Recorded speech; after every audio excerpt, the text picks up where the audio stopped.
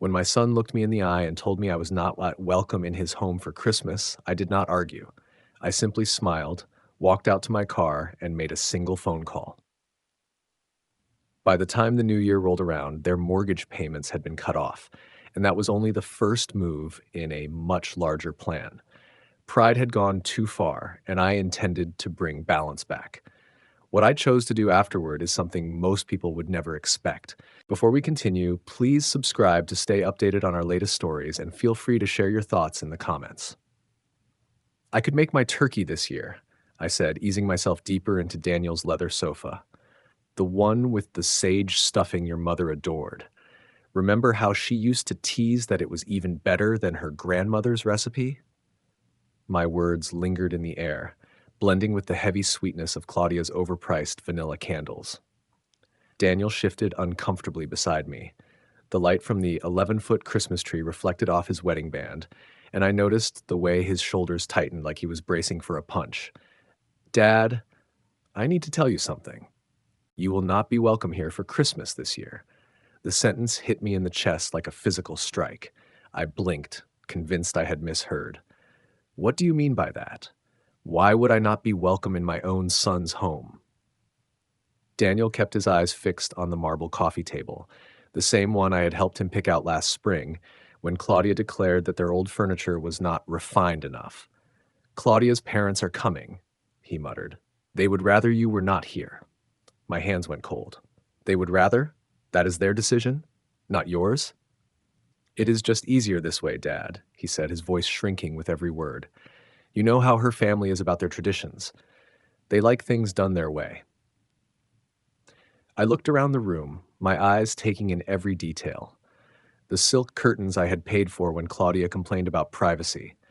The hardwood floors I had bought with money from a second mortgage, the crown molding that maxed out my credit card. Every corner of this house was tied to me, my work, my sacrifices, my love for my son. Their way, I repeated slowly. And what way is that exactly, Daniel? He flinched, like the question itself stung. Dad, please, do not make this any harder than it already is. Through the kitchen archway, I spotted Claudia's latest toy, a brand new Bosch mixer, professional grade, that she just had to have for her holiday baking obsession. $2,200 of my money sitting there untouched after maybe 2 uses since October. And where am I supposed to spend Christmas then? My voice came out softer than I intended, almost broken. Daniel's face twisted with guilt. Maybe you could visit Aunt Teresa, or we could celebrate the weekend after? The weekend after, as if Christmas was nothing but another appointment that could be pushed to a more convenient time. I stood up slowly, my knees aching after years of carrying these burdens. I see. Dad, wait. Daniel started, but I was already walking toward the door. I passed the family photos on the wall, each frame showing me fading further and further into the background. I passed the closet stuffed with Claudia's $1,000 coats. My hand closed around the cold metal of the doorknob. Without turning back, I said, Son, tell Claudia's parents Feliz Navidad. The December air slapped my face as I stepped outside. Behind me, Daniel called my name once, then the door shut with a soft, final click. I sat in my truck for a moment, near Faye, engine off, staring at the glowing Christmas lights in windows I would never again be invited behind. My phone buzzed. It was probably Daniel trying to patch things up with hollow promises. I ignored it. Instead, I turned the key, the engine rumbling to life, and pulled away from the house I had paid for, but was never truly allowed to belong in. The heater rattled against the winter cold as I drove through the familiar streets. Riverbend spread out around me, every block carrying memories of the man I used to be, the man who believed family came first, who would give his last dollar just to see his son happy. That man was gone. He had been a fool. At the red light on 14th and Maple, I watched a young father load Christmas presents into the back of his SUV. His children pressed their little faces against the windows, fogging the glass with excitement. Once upon a time, that had been Daniel and me, before Claudia. Before I became nothing but a bank account with feelings nobody cared about. Numbers started flashing in my head like a busted slot machine. $3,000 every month, for 5 years straight. Even my calculator had given up when I added it all last spring. The total had stopped me cold, $180,000. more than Sophia and I had ever managed to save for retirement. Gone. Just gone. The light turned green. I pressed the accelerator harder than necessary, the truck roaring as if it shared my anger. Maple Avenue. That was where I had refinanced our home, my home, Sophia's home, to cover their down payment. I could still picture the loan officer's expression, pity I had not understood at the time. Mr. Morales, are you certain about this? You are putting an awful lot on the line for someone else's investment. Someone else's investment, not my son's future, not my family's security. That banker had been right. It was never about me. It was all about someone else's investment. Jefferson Avenue. That was the branch where I had taken out a second mortgage when Daniel lost his job 2 years earlier. Just temporary, Dad, he had told me. Just until I get back on my feet. I still remember Claudia standing behind him that day, a $800 purse dangling from her arm, nodding like she cared. In reality, she was already calculating how much my desperation could be squeezed for. Turns out, desperation has no value when it comes to them. I pulled into my own driveway, the one with cracked concrete I never had the money to repair because every spare cent had gone into keeping their perfect little suburban illusion alive. The porch light flickered above me, another repair left waiting. Inside, the house felt like a shell without Sophia's laughter, without the warmth of family gatherings I knew would never return. As I struggled with the keys, my phone rang, its shrill tone bouncing off the hollow walls.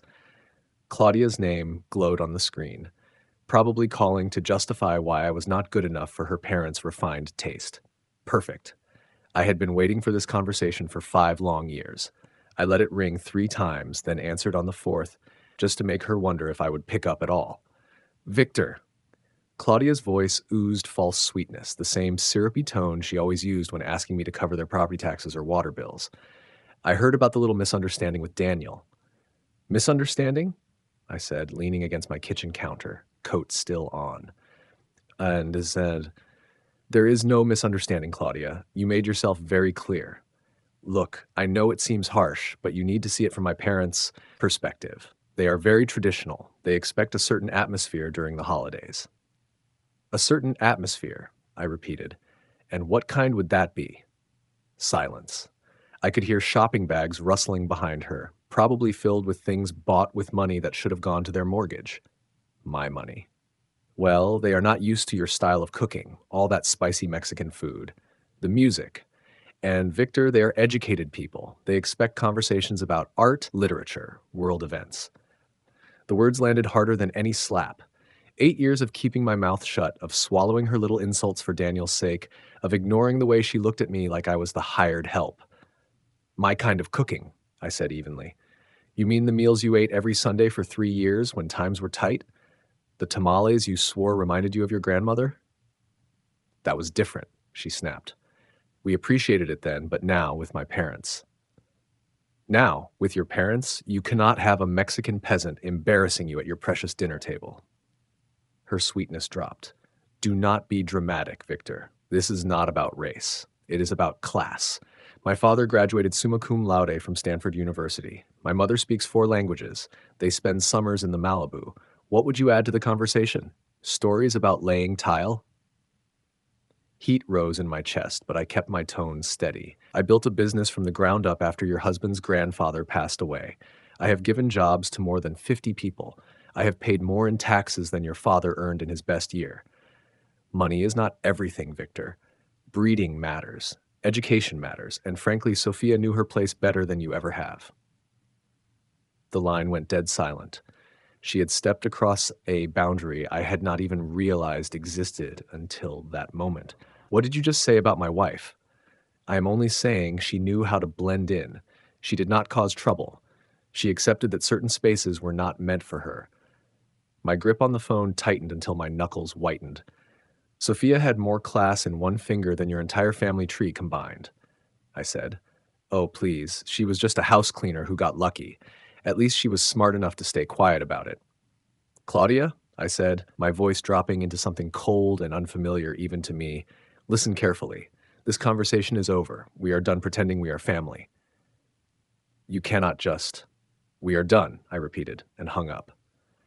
I set the phone down gently on the counter, surprised at how steady my hands were. The kitchen felt different now. Smaller, yes, but lighter, as if the air itself had been cleared. I walked over to my desk in the corner and pulled out the manila folder I had been avoiding for months. Inside were the records, bank statements, mortgage documents, a paper trail of my own mistakes. 5 years of automatic payments that drained me dry while they lived like royalty. It was time to stop the bleeding. Part 4, the first decision. Canceling the mortgage. I spread the papers across the table like evidence in a courtroom. Each month told the same story. $2,800 gone from my account on the 15th, funneled straight into theirs. The total was a monument to my own foolishness. First year, 36,000. Second year, another 36,000. By the third year, I had stopped buying new clothes. By the fourth, I was shopping at discount grocery stores. By the fifth, I was eating peanut butter sandwiches for lunch to keep afloat.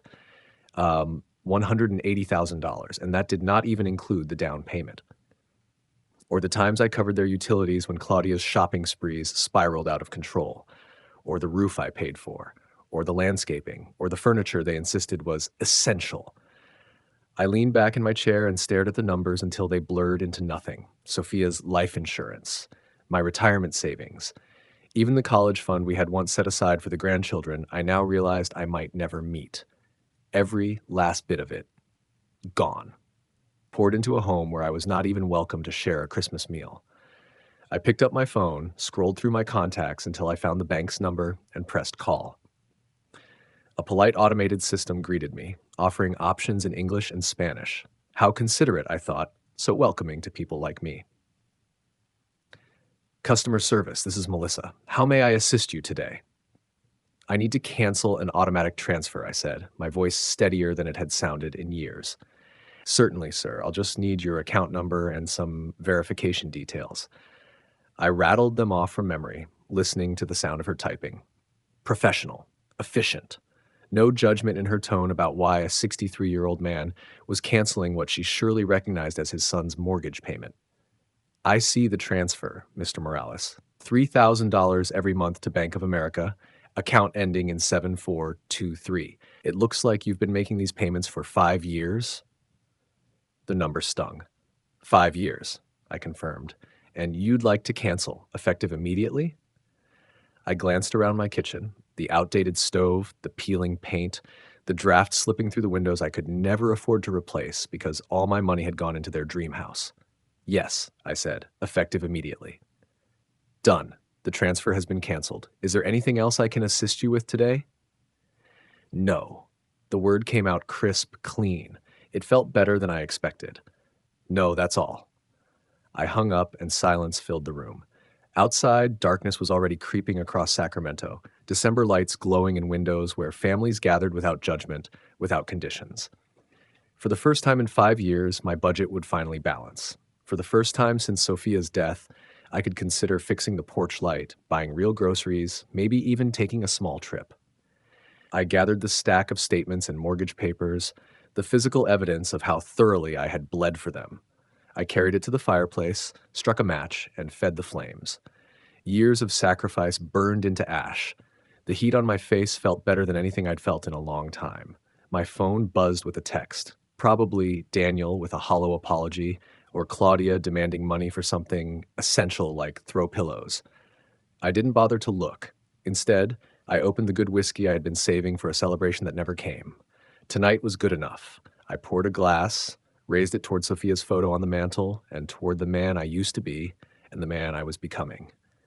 Merry Christmas to me, I said out loud, and for once I meant it. The next morning broke crisp and bright, winter sunlight streaming through my kitchen windows as I nursed my second cup of coffee. For the first time in years, I wasn't running calculations in my head about what was due to disappear from my account in 3 days. That freedom tasted better than the rich Colombian blend I had finally allowed myself to buy. At exactly 10:47, my phone rang. Claudia's name glared on the screen like a hazard sign. Victor! Her voice carried that thin impatience she could never hide. I need you to pick up my parents from San Francisco International Airport. Their flight from Los Angeles lands at 2:30. I set my mug down carefully, watching the steam twist upward. Claudia, did you forget what we talked about yesterday? Whatever that was, she said briskly. Let's move on. We need to deal with practical matters. My parents need a ride, and you're the only one free during the day. The audacity was almost impressive. Less than 24 and a half hours after telling me I wasn't welcome at their Christmas table, she was asking me to chauffeur her family around. And why are you asking me?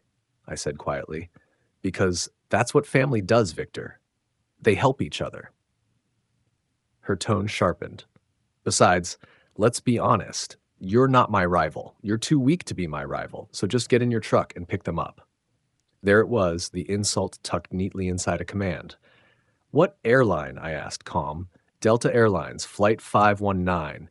They'll be at baggage claim Carousel 4. And Victor? They're expecting someone who can handle their luggage properly. Do not embarrass us. I could hear her nails tapping against a hard surface, probably the granite countertop I had paid for when she declared laminate was beneath her. Of course, I said evenly. I'll handle everything. Good, and wear something decent. Maybe that blue shirt you wore to Daniel's graduation. They notice details. The line clicked dead. Not even a thank you. I sat back in my chair, staring at the blank screen. 2:30, Flight 519, baggage claim 3. I looked up at the clock above my sink. 11:05. Plenty of time. I poured another cup of coffee, added more sugar than usual, and opened the newspaper to yesterday's crossword. 7 across, delayed gratification. 12 letters. The answer would come to me eventually. At 2:35 that afternoon, I was sitting comfortably in my favorite chair with a fresh cup of Earl Grey and the Sunday edition of the San Francisco Chronicle. The crossword from yesterday rested on the table beside me, already solved. Delayed gratification, the clue had said. The answer had been postponement.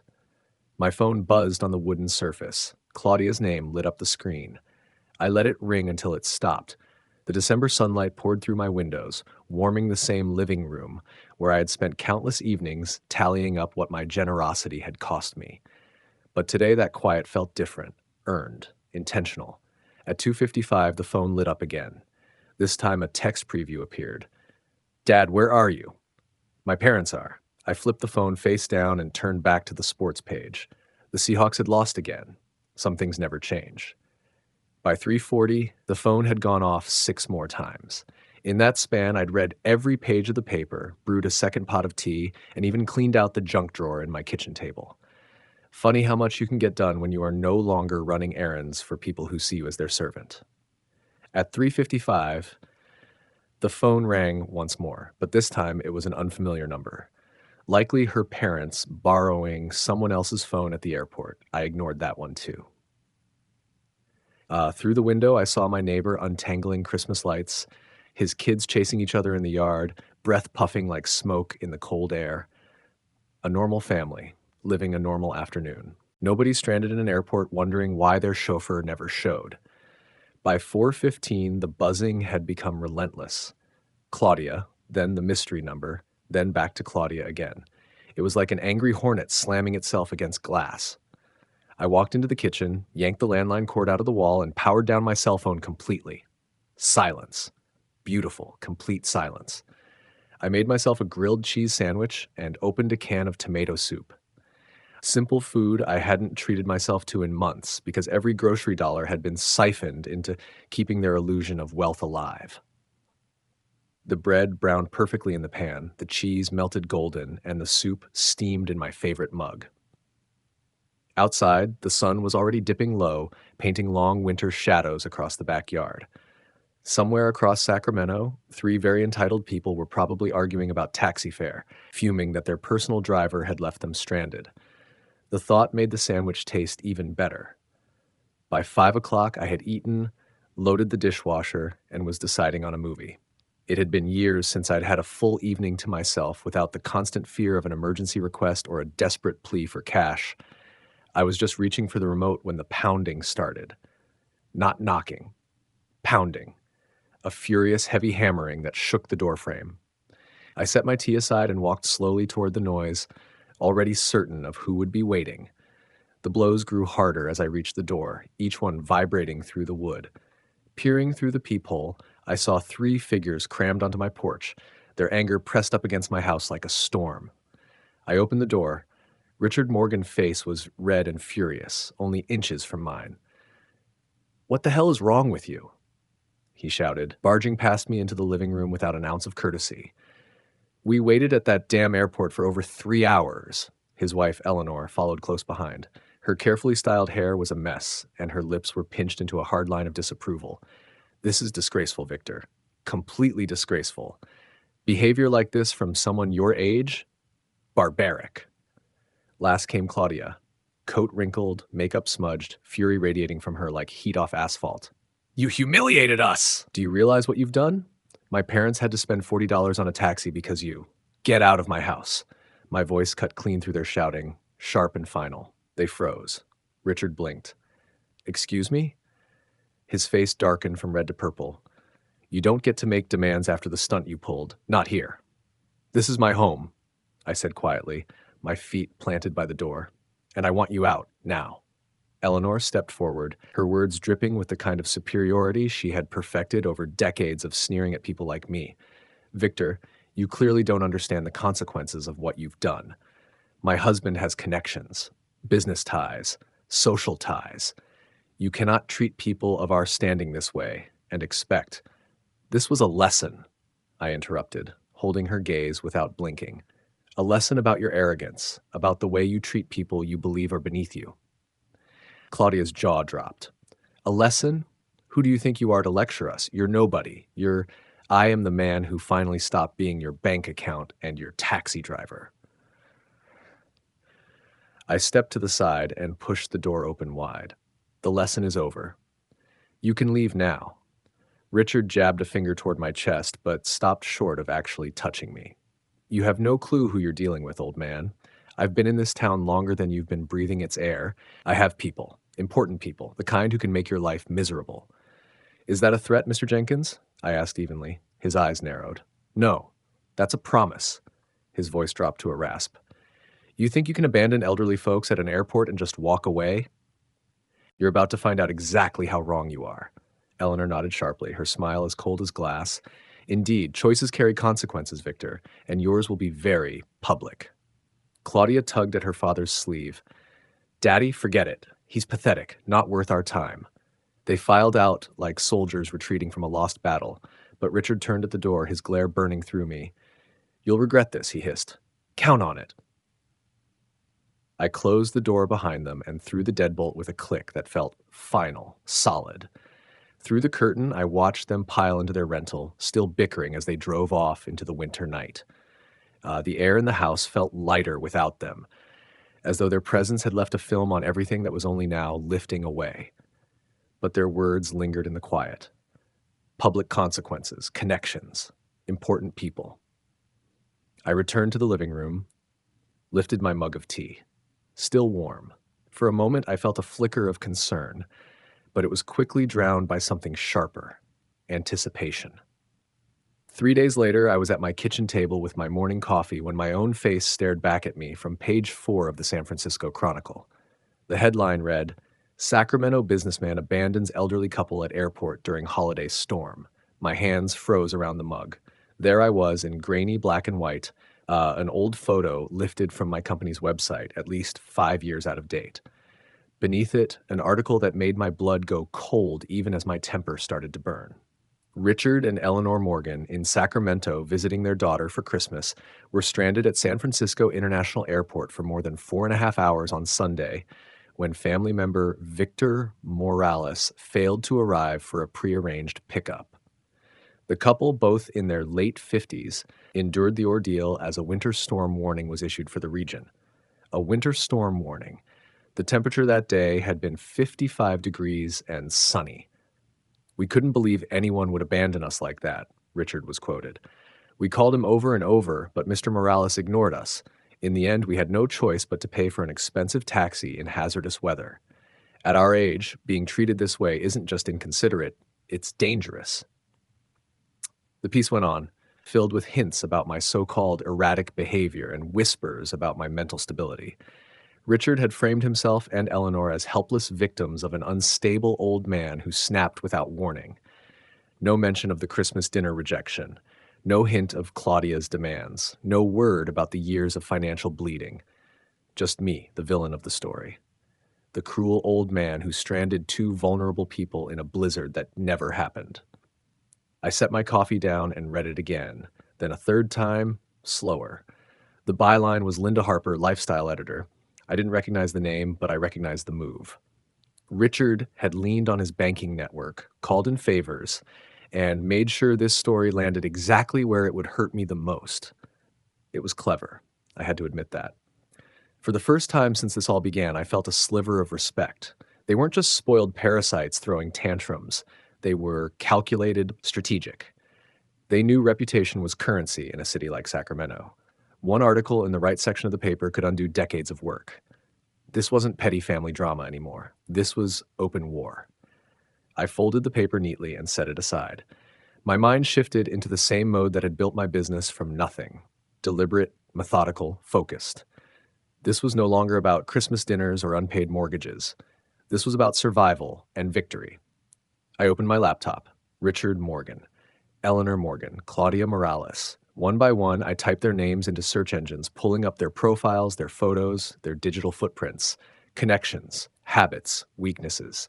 Every careless detail they had ever left online now became ammunition.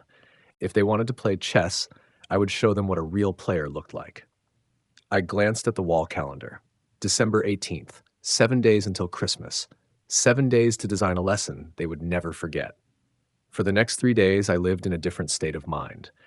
Not as Victor Morales, the washed-up man my family had dismissed, but as Victor Morales, the businessman, the strategist, the survivor who had clawed his way up once and could do it again. The laptop became my war room, browser tabs spread wide like cards in a high-stakes game. Richard Morgan, Eleanor Morgan, Claudia Morales, and soon, every secret they had left lying in the open would be mine. Richard Morgan, retired manager of Pacific Trust Bank, treasurer of the Pacific Coast Entrepreneurs Network, longtime member of the Evergreen Country Club, a man who had built his identity on trust and influence, a man with a reputation to protect and plenty to lose. Eleanor's Instagram told its own polished story. Charity luncheons, curated wine tastings, glossy vacation photos along Lake Tahoe tagged with blessed life. Every picture staged to radiate refinement, every caption engineered to draw compliments. Friends lined up in the comments praising her impeccable taste, her inspirational lifestyle, all of it funded by other people's wallets, including mine. Claudia's Facebook was even more revealing. Photos captioned our beautiful home with the kitchen I had paid for in the background. Check-ins at overpriced restaurants during the very months when I was covering their utility bills. One status update from just last week caught my eye. So excited for Christmas dinner with family. Can't wait to show off our hosting skills. Our hosting skills. Our home. Our success. The narcissism was staggering, but it was Daniel's LinkedIn that tied the bow. His recent activity showed a brand new connection. Linda Harper, lifestyle editor at the San Francisco Chronicle. The same Linda Harper who had written the hit piece dragging my name through the dirt. I leaned back in my chair, staring at the tabs open across my screen. They'd made 3 fatal mistakes. First, they had underestimated me, completely. Second, they had gone public with their attack, which gave me full permission to go public with my answer. Third, they had chronicled their entire privileged existence online, handing me a perfect archive of their hypocrisy. I clicked on Linda Harper's profile, 44 years old, journalism degree from Stanford University, 16 years at small local papers, no banking background, no ties to finance, which meant Richard had sought her out, likely through one of his old business contacts. A quick search through Sacramento's business directories confirmed it, 4 mutual connections between Richard Morgan and Linda's editor. The smear piece hadn't landed by chance. It had been placed deliberately, carefully, but it was still amateur work. I opened a blank document, not to write a rebuttal to their lies. Something better. A weapon. I began building a timeline, 5 years of proof, bank statements, receipts, canceled checks, the down payment for their house, $50,000 pulled from my home equity loan. The kitchen renovation when Claudia demanded granite counters, $20,000 straight on my credit card, 60 consecutive mortgage payments, $2,800 apiece, $180,000 250,000 and counting. And I had every shred of it in writing. In the last 10 years, I had given away more of myself than I ever thought possible. So when my phone buzzed with a text from an unfamiliar number, almost certainly Claudia trying another trick, I ignored it and kept working. By nightfall, I had a manila folder so thick it could choke a horse. Inside were bank statements, receipts, and photographs pulled straight from their own social media. Every shiny purchase they had paraded online, all paid for with my money. Tucked in the stack was a printed copy of the newspaper article, my red pen scribbles in the margins calling out every lie, every half-truth, every omission. On the wall calendar, December 24th was circled, not because of Christmas, but because it was the perfect date for justice. According to Claudia's Facebook events, they were hosting Christmas dinner for 12. Friends, neighbors, people from their social circle. The very kind of audience who believed every word of the San Francisco Chronicle. They would hear the truth tonight. I shut the laptop and reached for my old camera, the one I'd once used to document construction projects for my business. Tomorrow, it would serve another purpose, recording evidence of a different kind. Christmas Eve morning came gray and bitter, a typical Sacramento winter day. Too bad I wasn't welcome at any family table. But I had plans of my own. I laid out my evidence as if I were a prosecutor preparing for trial. Bank statements sorted by year, mortgage payments highlighted in yellow, receipts stacked in order showing how my money had fed their lifestyle, printed photos of Claudia's jewelry, their vacations, even the Christmas decorations now hanging in the very house I'd kept afloat. I made 14 identical packets, one for every guest. The newspaper article went on top, my red notes visible. Lie next to Richard's dramatic storm story, false beside the claim of my erratic behavior, missing context written where they had conveniently erased 5 years of my financial support. Then I dressed for the occasion. My best navy suit, the one I had worn to Sophia's funeral. Tonight, it wasn't a funeral for her, it was a farewell to the man I had been, the man who had let himself be walked over. Tonight, I was someone different, someone who demanded respect. At 6:45, I slid the packets into my briefcase and drove to Brookside Heights. Their house glowed like a postcard, cars jammed into the driveway and along the street. Through the windows, I could see the silhouettes of people at the dining table. Claudia was laughing, performing the role of perfect hostess in the home my money had built. I parked across the street, checked my watch. 7 o'clock. Exactly right. Dinner underway. Main course served. No convenient escape. The front door was unlocked. Of course it was. Claudia always boasted about how safe their neighborhood was. Unlike the places where I had grown up, I stepped inside. Warmth hit my face, along with the sound of laughter and clinking glasses. "But darling, that isn't how our family does things." Eleanor's voice floated from the dining room, followed by a round of laughter. "Our family." The same family they had worked so hard to keep me out of. I walked in with my briefcase in hand.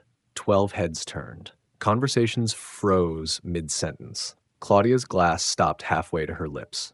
Daniel went pale. Richard and Eleanor looked as though they had seen a ghost. "Good evening," I said calmly, setting my case on the marble sideboard. "I hope you don't mind if I join you for Christmas." Claudia snapped out of her shock first. "Victor, this is completely inappropriate. You need to leave. Now." "Actually," I said, opening my briefcase and pulling out the first stack, "I think your guests deserve to know who really paid for this celebration, this house, this dinner, this lifestyle you've been showing off." A woman I didn't recognize, one of Eleanor's charity friends probably, leaned forward. "What does he mean, Claudia?" "He's having some kind of episode," Claudia said quickly. "Daniel, call someone." But I was already moving around the table, placing packets in front of each person. "Here are the bank records," I said conversationally, like I was discussing the weather. 5 years of support, $168,000 in mortgage payments alone, plus the down payment, renovations, furniture, appliances, everything you see around you. The room fell into stunned silence, broken only by the sound of papers rustling. 12 pairs of eyes scanned the documents. Their faces shifted, surprise melting into disbelief, then into something else entirely. "This is," one man began, then stopped, staring at the highlighted numbers. "Outrageous," a woman across from him finished. "Claudia, why didn't you tell us any of this?" Her perfect hostess mask was cracking. It's more complicated than it looks. Victor offered to help us. We never asked. Actually, I cut in, sliding the newspaper article onto the table. Let's talk about what you did ask for, and what you told the media about me. The room seemed to chill. I handed out copies of the article, watching dinner guests recognize the unflattering photo of me that had been splashed across page 4 just days before. Now, I said, my voice steady and deliberate, let's discuss the real manipulators in this family. Richard's complexion drained from red to pale gray. Eleanor sat stiff, her wine glass hanging forgotten in her hand. Mr. Jenkins here, I continued, tapping the article, used his old banking connections to plant this story. Notice how I'm cast as unstable and dangerous, a cruel old man who abandoned helpless seniors in freezing weather. A gray-haired man in a tailored sweater glanced up from the print. Richard, what's going on here? The weather that day was 55 degrees and sunny, I answered before Richard could open his mouth. And they weren't stranded tourists. They were Claudia's parents, headed to a Christmas dinner I was forbidden to attend because I wasn't good enough. Eleanor stammered, we never said. You never said what, Eleanor? I held up my phone, scrolling through screenshots of Claudia's posts. That my food was too low class for your parents? That my Mexican cooking and blue-collar conversation would embarrass you in front of your educated friends? One of Eleanor's charity companions shifted uncomfortably. Eleanor, surely you didn't. He's twisting things, Richard blurted, but his voice wavered. This man is unstable. He's under stress, financial problems. Financial problems? I nearly laughed. I've been handing your daughter and son-in-law nearly $3,000 every month for 5 years. The only financial problems in this room are the ones you're about to face. I turned to the entire table. These people have bled me for over $250,000, while insulting me, while poisoning my own son against me. And when I finally said no, they tried to smear me in the paper. Daniel finally spoke, his voice thin. Dad, I didn't know about the newspaper. Your wife knew, I said evenly. Her parents set it up. They made me into a villain because I refused to be their chauffeur and their bank. I could see the mood shifting, like tectonic plates grinding under the surface. Faces around the table hardened as the truth settled in. This is disgraceful, said an elderly woman in pearls, staring down at the highlighted bank statements. Richard, how could you let your daughter exploit this man's kindness, then drag his name through the mud when he stopped? Richard tried to regain control. You don't understand the whole picture. I understand perfectly, she snapped. He supported your family while you treated him like a servant. And when he stopped, you tried to destroy him. Eleanor's voice broke. He abandoned us at the airport. After you told me I wasn't welcome at Christmas dinner, I said calmly, after 5 years of paying your bills while you sneered at my background and my education. Silence fell heavy as stone. 12 pairs of eyes fixed on Richard and Eleanor, filled with disgust, pity, and shame. Claudia tried one last gambit. Everyone, please. This is a private family matter. No, my voice cut clean. This stopped being private when you dragged me through the newspaper. When you decided my reputation was acceptable collateral for your arrogance. I wanted every person here to know the truth before they read about me again, because they will read about me again. But next time, it'll be the real story. I closed my briefcase and straightened my tie. Enjoy the rest of your dinner. It's the last one I'll ever pay for.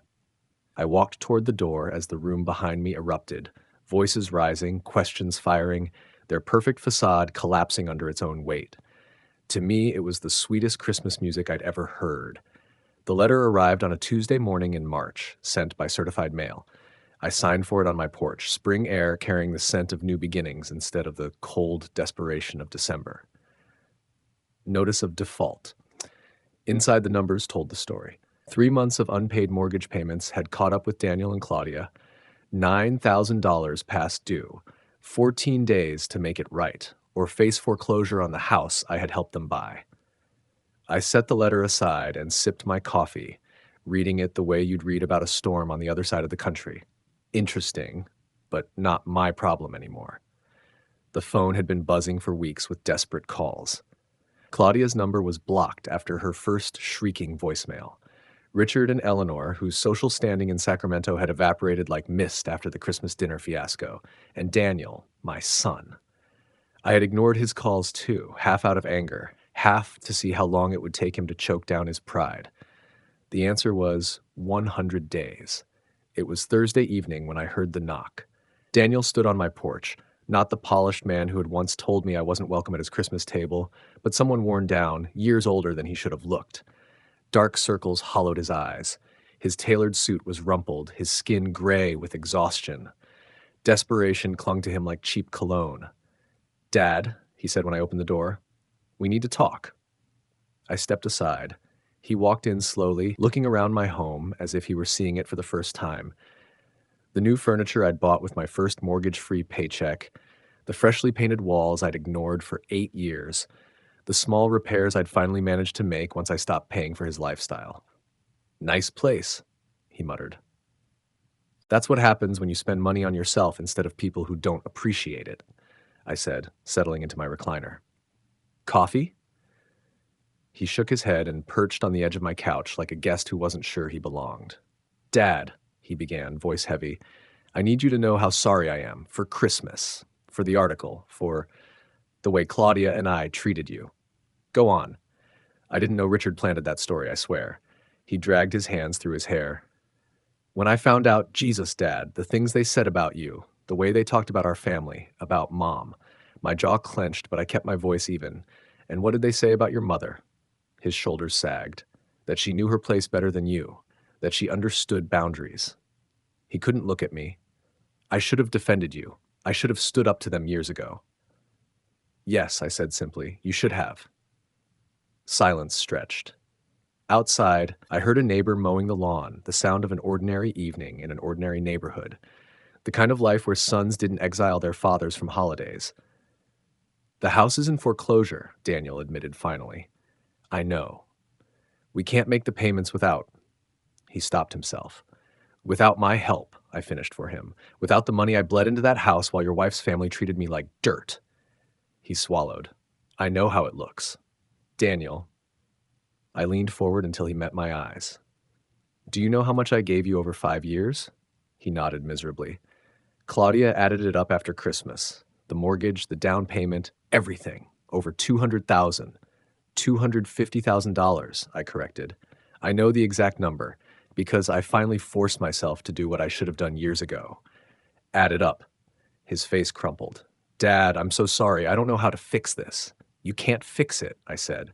"That money's gone. But worse than that, the years are gone.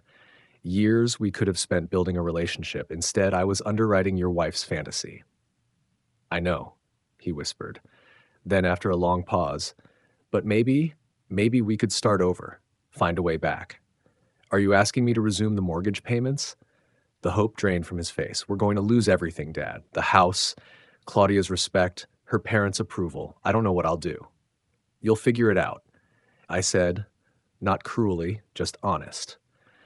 The way I figured out how to live without a son who respected me. The way I learned to spend Christmas alone while you laughed with people who thought I was beneath them. Tears welled in his eyes. Not loud, not dramatic. Quiet tears, like a man who had run out of choices. "I lost you, didn't I? I chose them over you, and now I've lost you forever." I studied him for a long moment. This was my son, the boy I'd raised, the man I'd sacrificed for, who had let his wife's family convince him that his father wasn't worthy of his own blood. "No, Daniel," I said at last. "You didn't lose me. You gave me away. There's a difference." He wiped at his face. "Is there any chance, any way you could forgive me?" "I forgave you months ago," I said, and I meant it. "But forgiveness isn't pretending nothing happened. It isn't resuming the payments. It isn't going back to scraps of attention at someone else's table." "Then what does it mean?" I stood and walked to the mantel. Sophia's photo smiled back at me, and beside it, a new picture, me at Easter with Rosa and her family, the first holiday I'd spent with people who truly wanted me there. It means if you want a relationship with me, you start from the ground up. It means showing me respect, not demanding I earn it. It means making choices because they're right, not because they're easy. And it means the next time your wife or anyone tries to push me out of family gatherings, you'll remember who actually acts like family. He nodded slowly, something shifting in his eyes. Maybe for the first time, he understood that respect isn't inherited, it's chosen. The house, he asked quietly, isn't my problem anymore. I sat back down in my chair, feeling lighter than I had in years. You're a grown man, Daniel. Time to start acting like one. Find work that actually pays your bills. Sell the house if you have to. Buy something you can afford. Stop expecting other people to bankroll your mistakes. He stood slowly, shoulders straighter than when he had come in. For the first time all night, he looked less like a boy begging for rescue and more like a man facing his own consequences. You're right, he said quietly. About all of it. I know. At the door, he paused. Dad, for what it's worth, when you stood up for yourself at Christmas dinner, I was proud. Embarrassed and furious, sure, but proud too. Good, I replied. Maybe there's still some hope for you. After he left, I poured a glass of good whiskey and stepped onto the back porch. Spring was stirring in Sacramento, buds on the trees, air warming with new promise. In 5 months, I would turn 64. Sophia had been gone 8 years. I'd wasted 5 of those years breaking myself in half for people who mistook sacrifice for servitude. Not anymore. My phone buzzed. A text from Rosa, dinner Sunday? The kids want to show you their school projects. I smiled as I typed back, wouldn't miss it. Real family, I had learned, isn't bound by blood or last names. It's the people who want you at their table, not the ones who tolerate you while spending your money. Everything else, those dinners, that house, their social standing, had been nothing but expensive theater. And I was done buying tickets to plays where I wasn't welcome on stage. The whiskey burned warm on my tongue. It tasted like freedom. And the future looked exactly as bright as I was willing to make it. If you enjoyed this story, remember to like this video, subscribe to the channel, and share your thoughts in the comments. And when you're ready for the next story, just click the box on the left. Thanks for watching.